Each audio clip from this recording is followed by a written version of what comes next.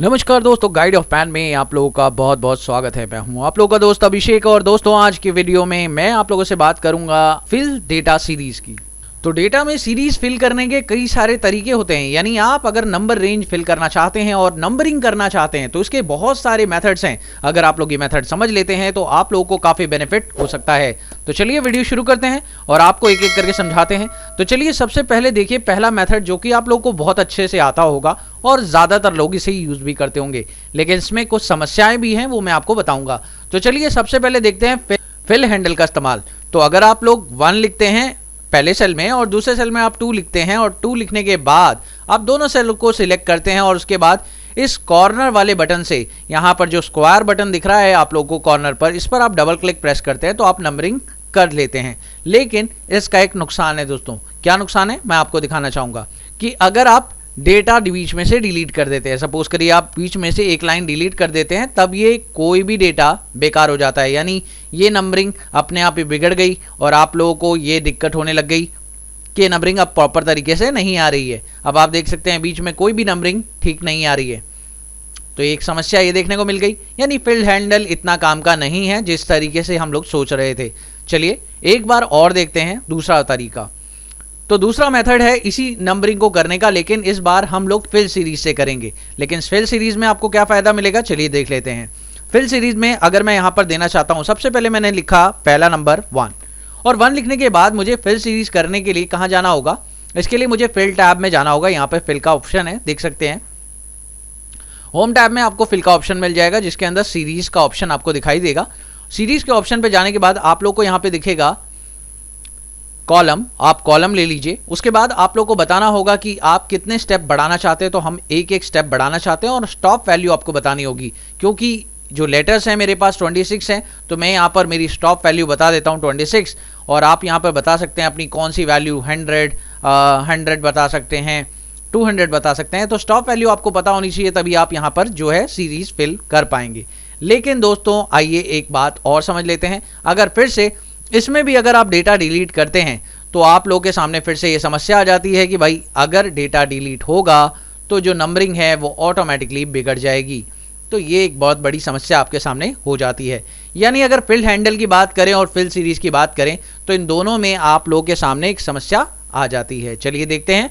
और मान लीजिए आप डिलीट करते हैं डेटा भी, अगर मान लीजिए आप डेटा पूरा डिलीट ही कर देते हैं तो भी आप लोग को नुकसान है। यहाँ पे आप डिलीट भी कर देंगे तो भी नुकसान हो जाएगा। तो ये भी बहुत बड़ी चीज़ है और बहुत ही बेकार चीज़ है अगर आप लोग इसे यूज़ कर रहे हैं।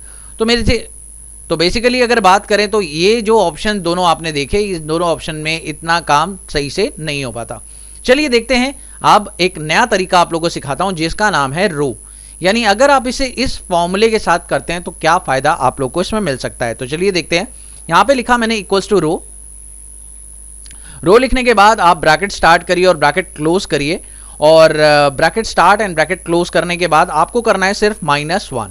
और जैसे ही आपने -1 किया, -1 का मतलब है रो में से आपने फर्स्ट रो माइनस कर दी है। और जैसे ही आप ये करते हैं उसके बाद आप देखिए आपका डेटा ऑटोमेटिकली बिल्कुल सही तरीके से परफेक्टली आ रहा है। और अगर आप यहाँ पर कोई भी लाइन डिलीट करते हैं, जैसे सपोज करिए आपने ये वाली लाइन यहाँ से कर दी है डिलीट, और जैसे ही आप डिलीट करते हैं तो देखिए आपकी नंबरिंग पर कोई फर्क नहीं पड़ रहा है, नंबरिंग ऑटोमेटिकली सही हो चुकी है दोस्तों। है ना कमाल की चीज। तो आपकी नंबरिंग पर कोई इफेक्ट नहीं पड़ेगा। अगर आप लोग कोई लाइन डिलीट भी करते हैं तो इससे कोई इफेक्ट नहीं पड़ेगा आपके डेटा सेट पर और डेटा सेट बिल्कुल ठीक रहेगा। तो मेरे ख्याल से सबसे बढ़िया फॉर्मूला ये आप लोग के लिए हो जाता है। चलिए एक और तरीका जान लेते हैं जो आप लोगों के लिए बेस्ट है और आप लोग इसे यूज कर सकते हैं, वो है काउंट ए फॉर्मूला। जैसे देखते हैं इसे, और इस डेटा को मैं काउंट ए फॉर्मूले से भरने वाला हूं, यानी नंबरिंग जो दूंगा इस बार काउंट ए से दूंगा। तो इसके लिए आपको फॉर्मूला लगाना होगा काउंट ए, और काउंट ए लगाने के बाद आप लोग लेंगे सबसे पहले ये वाला सेल, और ये वाला सेल लेने के बाद आपको करना है अंडरस्कोर, और अंडरस्कोर लगाते ही आपका जो डेटा सेट है वो कुछ इस तरीके से आ जाता है।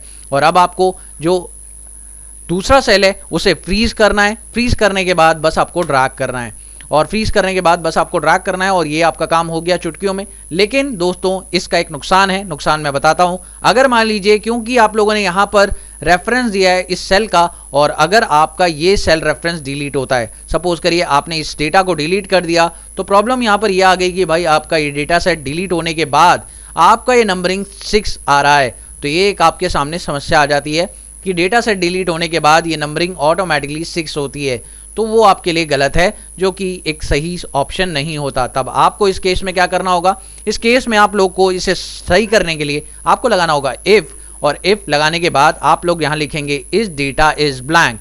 तो इस डेटा इज ब्लैंक, तो आप कहेंगे कि अगर ये डेटा ब्लैंक हो जाए then you have to fill blank. अगर आपका ये डेटा ब्लैंक होता है तो you have to fill blank, otherwise you have to fill count a formula.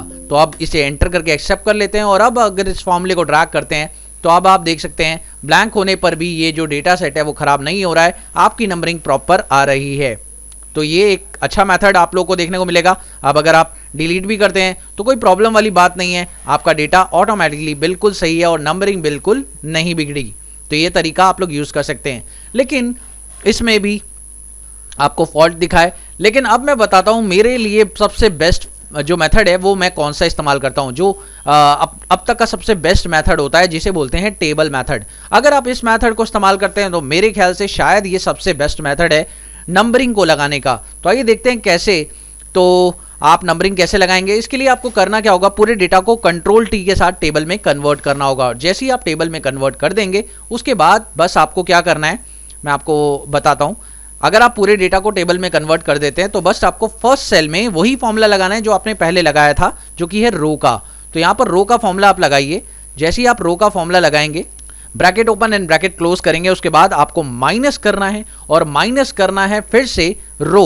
इस बार रो क्या माइनस करनी है, देखिए दोस्तों, आपको जो रो फॉर्मूला लगाना है इस रो में से आपको हेडर वाला सेक्शन माइनस करना है। तो आपको हेडर चाहिए यहां पर, तो आपको टेबल लेना होगा। तो टेबल का हेडर सेक्शन आपको लेना होगा। तो आपके पास टेबल यहां पर गिवन है, ये है टेबल 2 जिसका नाम है। तो आप देख सकते हैं ये टेबल 2 है, इसको मैंने सिलेक्ट कर लिया है। और इस टेबल के अंदर अगर आप स्क्वायर ब्रैकेट लगाते हैं तो आपको क्या सेक्शन यहां पर पिकअप करना है, तो हैशटैग लगाइए, और हैशटैग लगाने के बाद आप यहां पे ले लीजिए हेडर। तो आपको हेडर सेक्शन में माइनस करना है इसमें से। अगर आपका टेबल है और उसमें हेडर कहीं पर भी है तो हेडर सेक्शन उसमें से माइनस कर दीजिए और क्लोज ब्रैकेट करिए और एंटर प्रेस करिए। वो आप देखिए इसमें कमाल की चीज ये होती है कि इस फॉर्मूले के साथ आपका फॉर्मूला तो ऑटोमेटिकली नीचे फिल हो जाता है, और अगर आपका कोई भी लाइन डिलीट होता है यहां पर तो आप देखें आपका फायदा क्या होगा। अगर आपका डेटा सेट डिलीट भी होता है, मान लीजिए आपका डेटा सेट यहां से डिलीट भी होता है, तो डिलीट होने पर भी ये डेटा सेट खराब नहीं हो रहा, ये एक फायदा है इसका। दूसरा, आप इसमें अगर कोई नया डेटा एंटर करते हैं, सपोज करिए आप एक और शॉप यहां पर एंटर करते हैं, शॉप A1, तो जैसे आप लोगों ने शॉप A1 यहां पर एंटर किया तो ये ऑटोमेटिकली उसकी नंबरिंग अलॉट कर देता है। तो ये काफी कमाल की चीज है जो आप लोगों को टेबल के यूज करने पर मिल जाती है। चलिए दोस्तों, अब देखते हैं एक और मेथड जो कि एडवांस मेथड है नंबरिंग देने का। तो एडवांस मेथड नंबरिंग देने का क्या है, दैट इज सब टोटल। और इसे कैसे करना है चलिए दिखा देता हूं आप लोग को। सबसे पहले आपको यहां पे लगाना होगा if the formula is called सब टोटल। और सब टोटल फॉर्मूला आपको क्यों लगाना है ये मैं आपको बता देता हूं। वो इसलिए, पहले आप देखिए मैं आपको सब टोटल फॉर्मूला क्यों लगवा रहा हूं। कई बार ऐसा होता है कि आप लोग इस डेटा को फिल कर लेते हैं सीरीज के साथ। तो मान लीजिए आपने इस पर फिल्टर लगाया, और फिल्टर लगाने के बाद आपने क्या किया, यहां से उस प्रोडक्ट को फिल्टर कर दिया जो प्रोडक्ट 50 से ज्यादा है। तो आपने जो नंबरिंग है प्रोडक्ट यहां पर ले लिया, नंबरिंग जो है 50 से ज्यादा अगर है तो वो फिल्टर आउट हो गया। लेकिन अगर आप फिल्टर कर रहे हैं तो आप देखिए ना यहां पर आपकी नंबरिंग बिगड़ गई, और अगर आप इसे कॉपी पेस्ट करेंगे कहीं और तो नंबरिंग भी ठीक नहीं होगी। आप देखें इस डेटा को अगर आप कहीं कॉपी पेस्ट करते हैं तो आपकी नंबरिंग बिगड़ जाएगी, और देख सकते हैं आप लोगों को नंबरिंग में प्रॉब्लम आ जाएगी। 1 2 3 4 5 6 नहीं आ रहा है, प्रॉपर तरीके से आपकी नंबरिंग नहीं आ रही है। मतलब कहीं पे भी पेस्ट करेंगे तो ये प्रॉब्लम होगी कि नंबरिंग सही से आएगी नहीं। और अगर आप चाहते हैं ये नंबरिंग सही से आए तो इसके लिए आपको मैं सॉल्यूशन बताता हूं। तो चलिए वापस से चलते हैं और क्लियर करते हैं और इस डेटा पर दिखाते हैं कि कैसे ये काम करता है। तो अगर आप ये नहीं करना चाहते तो इसके लिए आपको क्या करना है मैं आपको बताता हूं। तो Ctrl+Shift+L से मैंने फिल्टर लगा लिया है, और ये चीज मैं डिलीट कर रहा हूं, और अब मैं यहां पर फॉर्मूला यूज करूंगा दैट इज कॉल्ड सब टोटल। और सब टोटल फॉर्मूले से इस काम को बहुत ही आसानी से कर लूंगा। और चलिए सब टोटल में सबसे पहले हम फॉर्मूला लगाएंगे दैट इज 3, और वो की है काउंट के लिए। हम काउंट करना चाह रहे हैं, और काउंट किस चीज को करना चाह रहे हैं, क्योंकि मैं यहां से लेकर इसी सेल को काउंट करना चाह रहा हूं जो कि B2 से B2 है, और B2 को मैं फ्रीज कर देता हूं।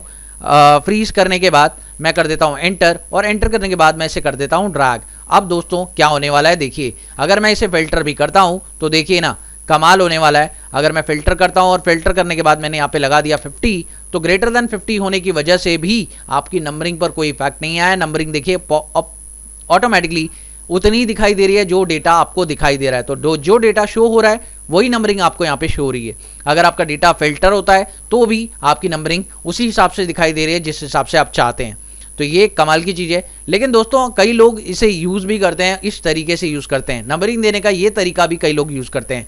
वो क्या है मैं आपको बताता हूँ। वो ये है कि आप यहाँ पर पहले सेल में तो आपने नंबर दे दिया 1 और दूसरे सेल में आप यूज़ करते हैं दिस प्लस दिस।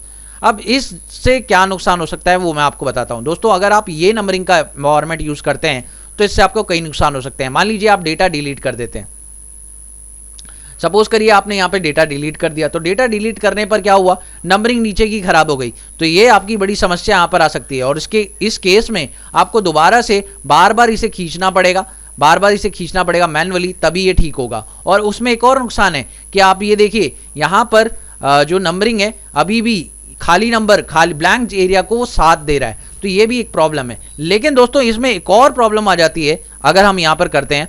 अगर मान लीजिए कोई डेटा सेट है वो डिलीट ही कर दें आप, तो दोस्तों डिलीट करने पर तो और भी कमाल की चीज हो जाती है। वो क्या, वो ये कि रेफरेंस एरर नामक फॉर्मूला आ जाता है। रेफरेंस एरर आना शुरू हो जाता है। क्यों भाई, बेसिकली उस सेल में जो सेल था उसे ही आपने डिलीट कर दिया, तो सीधी सी बात है रेफरेंस एरर तो आएगा ही आएगा, क्योंकि जिस सेल पर यह फॉर्मूला बेस्ड था वही सेल पूरा का पूरा गायब हो गया है। तो अब ये एरर तो आना ही बनता है। तो इस वजह से ये एरर आना शुरू हो गया। तो ये बड़ा नुकसान है। अगर आप लोग इसे यूज कर रहे हैं तो बेसिकली ना करें। मैं सजेस्ट करूंगा, प्रॉपर्ली रिकमेंड करूंगा, या तो आप रो फॉर्मूला यूज करें, या तो आप टेबल यूज करें, या तो आप सब टोटल इस्तेमाल करें। आप इन सभी फॉर्मूलों से काफ़ी अवेयर हो चुके हैं और आप अपने नंबर रेंज को देने के लिए कौन सा फॉर्मूला सजेस्ट करते हैं अपने आप को, ये आप खुद देखिए। तो अगर आप लोगों ने कोई फॉर्मूला इनमें से पिकअप कर लिया है अपने काम के लिए तो प्लीज़ मुझे कमेंट सेक्शन में ज़रूर बताइएगा। अगर आपको वीडियो पसंद आई तो प्लीज़ इसे लाइक शेयर कर देना। चैनल पर पहली बार आया तो सब्सक्राइब करने के साथ साथ नोटिफिकेशन बेल को भी प्रेस कर देना। मिलते हैं अगली वीडियो में एक नए कंटेंट के साथ। तब तक के लिए देखते रहिए, सीखते रहिए गाइड ऑफ मैथ।